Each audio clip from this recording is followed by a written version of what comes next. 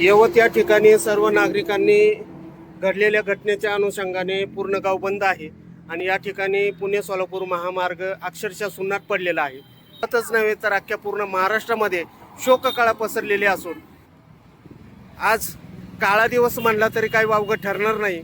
घटनेने पूर्ण महाराष्ट्र हादरून गेलेला आहे. आज दौंड तालुक्यातील मौजी यवत तालुका दौंड जिल्हा पुणे या ठिकाणी यवत गाव कडकडीत बंद ठेवण्यात आलेले असून या ठिकाणी संपूर्ण बाजारपेठ आणि शासकीय कार्यालय शाळा सर्वच विभागामध्ये बंद ठेवण्यात आलेले आहेत. शाळेला सुट्टी देण्यात आलेली आहे.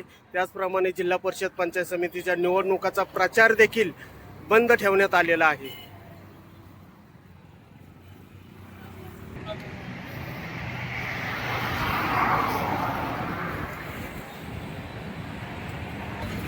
महाराष्ट्राचे उपमुख्यमंत्री अजितदादा पवार यांच्या निधनाने संपूर्ण महाराष्ट्रामध्ये शोककळा पसरलेली आहे.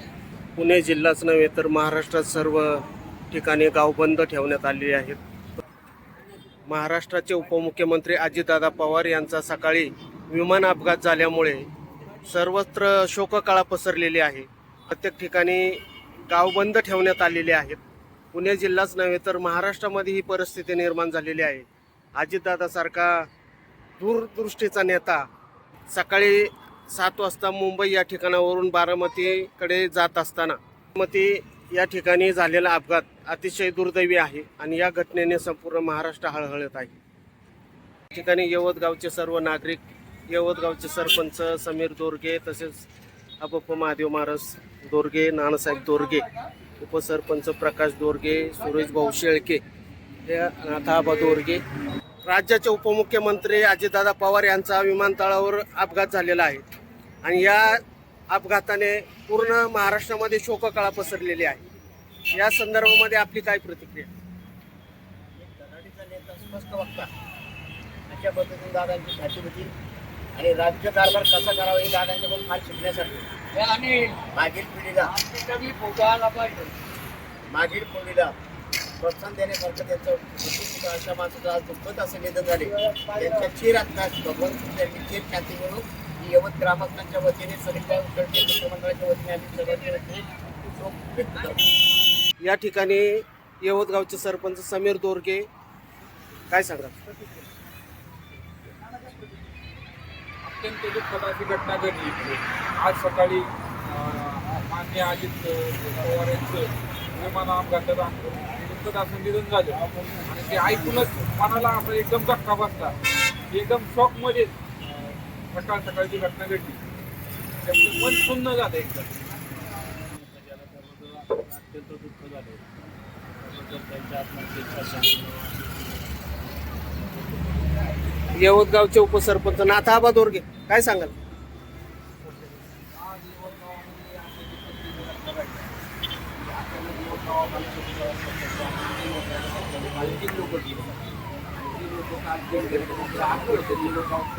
पावडत असताना आज सकाळी यवत गावातील सर्व जनतेला विमान अपघाताची माहिती कळाली. त्याच्यामध्ये आपण राज्याला पवार यांचं अपघाती निधन झालं असं समजल्यानंतर अजूनही त्याच्यामध्ये यवत गावामध्ये फार शोककळा पसरलेली आहे आणि यवत गावामध्ये पूर्ण भागात यवत गाव बंद झालेलं आहे. तर त्यांच्या जाण्याने जी महाराष्ट्राला हानी झालेली आहे कधी न भरून निघणार आहे. त्यांना यवत गावच्या वतीने सर्वांच्या वतीनं यवत गावच्या मंडळाच्या वतीनं आमदार रामदादा यांच्या वतीने त्याला भावपूर्ण सध्या आणि राष्ट्रवादी पवार कुटुंबावर आणि राष्ट्रवादी परिवारावर त्यांना सावरण्याची माझ्यातर्फे सर्वांच्या परिवारातर्फे भावपूर्ण सकाळी थक्क झालो. महाराष्ट्राचा जाण्यावर प्रशासनावर पकड होती. असा एक नेता आपल्यातून हटून गेलेला आहे. त्यांच्या जाण्याने यवत गाव व महाराष्ट्रावरती दुःखाचं डोंगर कोसळलेला आहे. त्यांना यवतकरांच्या वतीने भावपूर्ण श्रद्धांजली. काय सांगाल विठ्ठलराव? देशाचे नेते पवारसाहेब यांच्या मध्ये तयार झालेली अष्टपैलू नेतृत्व आज आम्हाला सर्वांना सोडून गेले आहे. ना भूत ना भविष्य अशी घटना घडली आहे. त्या घटनेने दौंड तालुका असेल, यवत ग्रामस्थ असतील, संपूर्ण पंचकृषी असेल, बांधगाव असेल, खोर असेल, पडवे असेल, कासुंदी असेल तर सर्व गावांना दुःख झाले. त्या दुःखातून सावरण्याची परमेश्वर त्यांना शक्ती देऊ अशी मी दौंड तालुक्याच्या काँग्रेस कमिटीच्या वतीने दादांना भावपूर्ण श्रद्धांजली वाहतो. आज सकाळी वृत्त असं समजलं की अजितदादा पवार यांचं विमान अपघातात दुर्दैवी मृत्यू झाला आणि या गोष्टीवर विश्वास बसला नाही.